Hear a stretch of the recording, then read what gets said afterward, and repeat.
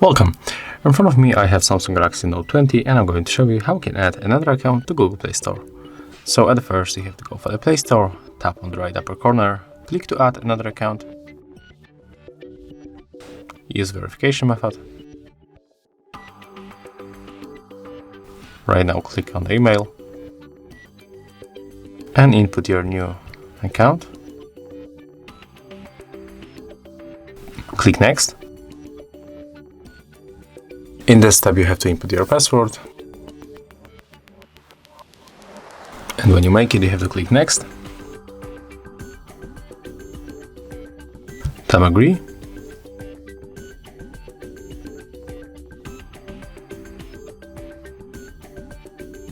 And right now when you tap on the right upper corner, you can see that we easily switch between accounts.